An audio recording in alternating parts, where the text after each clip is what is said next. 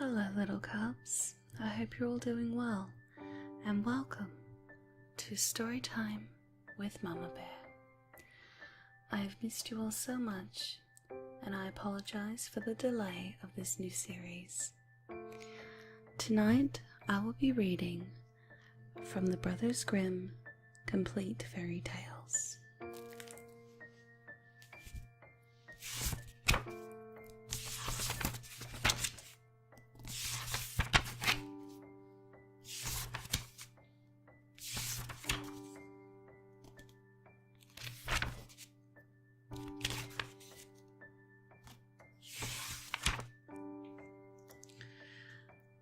The first story is called The Frog King or Iron Henry. In old times, when wishing still helped one, there lived a king whose daughters were all beautiful. But the youngest was so beautiful that the sun itself, which has seen so much, was astonished whenever it shone in her face. Close by the king's castle lay a great dark forest, and under an old lime tree in the forest was a well. And when the day was very warm, the king's child went out into the forest and sat down by the side of the cool fountain.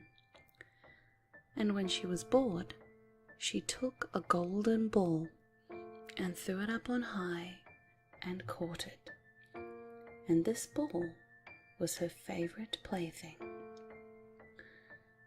Now it so happened that on one occasion the princess's golden ball did not fall into the little hand which she was holding up for it, but onto the ground beyond, and rolled straight into the water.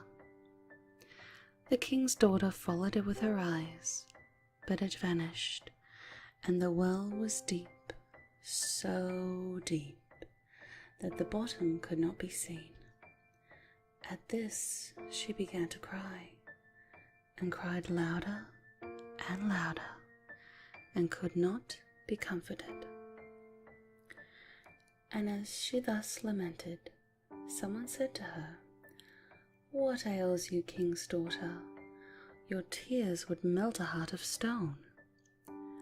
She looked round to the side from where the voice came, and saw a frog stretching forth its thick, ugly neck from the water. "Ah, old water splasher, it is you," said she. "I am weeping for my golden ball, which has fallen into the well." "Be quiet and do not weep," answered the frog. "I can help you, but what will you give me if I bring your plaything up again?" "Whatever you will have, dear frog," said she. "My clothes, my pearls and jewels, and even the golden crown which I am wearing." The frog answered, "I do not care for your clothes, your pearls and jewels, or your golden crown. But if you will love me, and let me be your companion and playmate, and sit by you at your little table, and eat of your little golden plate, and drink out of your little cup, and sleep in your little bed. If you will promise me this, I will go down below and bring you your golden ball up again." "Oh yes," said she, "I promise you all you wish, if you will but bring me my ball back again." She, however, thought, "How silly the frog does talk. He lives in the water with the other frogs, and croaks, and can be no companion to any human being."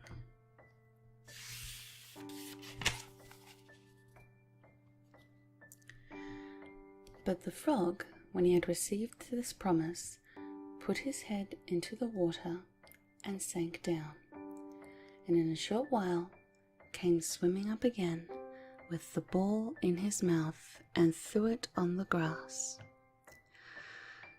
The king's daughter was delighted to see her pretty plaything once more, and picked it up and ran away with it. "Wait, wait," said the frog. "Take me with you. I can't run as you can." But what did it avail him to scream his "croak, croak" after her as loudly as he could? She did not listen to it, but ran home and soon forgot the poor frog, who was forced to go back into his well again. The next day, when she had seated herself at table with the king and all the courtiers and was eating from her little golden plate, something came creeping. Splish, splash, splish, splash, up the marble staircase, and when it had got to the top, it knocked at the door and cried, "Princess, youngest princess, open the door for me." She ran to see who was outside, but when she opened the door, there sat the frog in front of it. Then she slammed the door in great haste, sat down to dinner again, and was quite frightened. The king saw plainly that her heart was beating violently and said, "My child, what are you so afraid of? Is there perchance a giant outside who wants to carry you away?" "Ah, no," replied she. "It is no giant, but a disgusting frog." "What does a frog want with you?" "Ah, dear father, yesterday, as I was in the forest sitting by the well, playing, my golden ball fell into the water, and because I cried so, the frog brought it out again for me. And because he so insisted, I promised him he should be my companion. But I never thought he would be able to come out of his water, and now he is outside there and wants to come in to me." In the meantime, it knocked a second time and cried, "Princess, youngest princess, open the door for me. Do you not know what you said to me yesterday by the cool waters of the fountain? Princess, youngest princess, open the door for me." Then said the king, "That which you have promised you must perform. Go and let him in." She went and opened the door, and the frog hopped in and followed her, step by step, to her chair. There he sat and cried, "Lift me up beside you."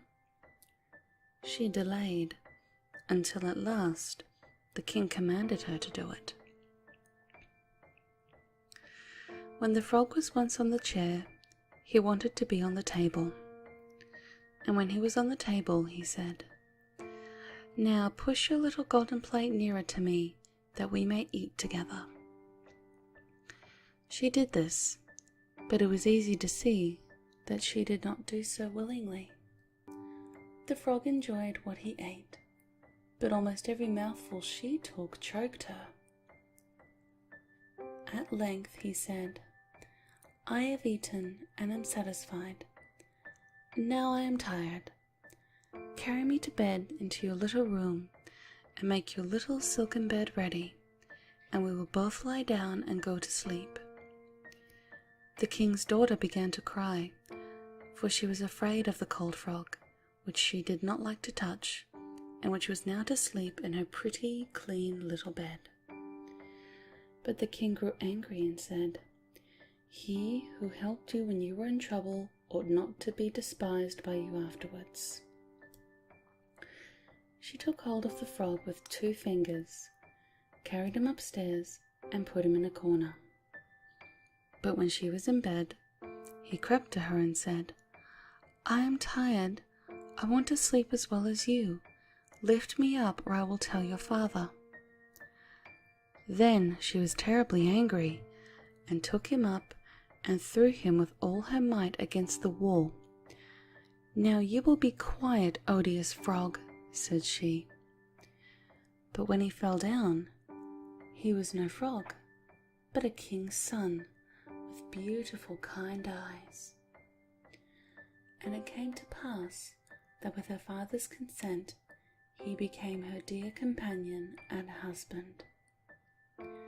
He told her how he had been bewitched by a wicked witch, and how no one could have delivered him from the well but herself, and that tomorrow they would go together into his kingdom.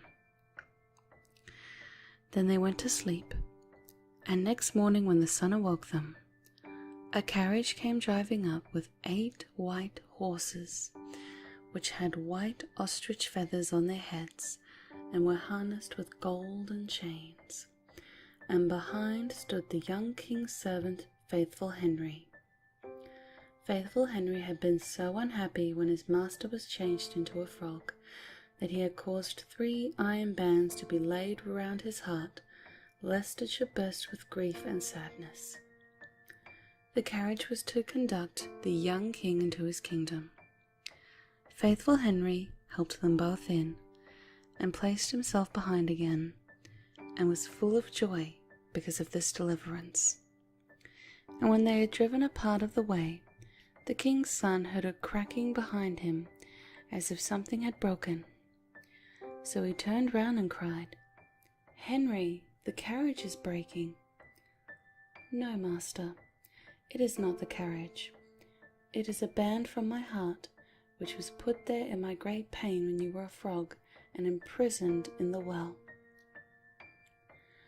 Again and once again, while they were on their way, something cracked, and each time the king's son thought the carriage was breaking, but it was only the bands which were springing from the heart of Faithful Henry, because his master was set free and happy. And that is the end of tonight's story. If you enjoyed this reading, please be sure to like it and share with your family and friends. And as always, be sure to subscribe for more story time with Mama Bear. I hope you all enjoyed, and of course, sweet dreams.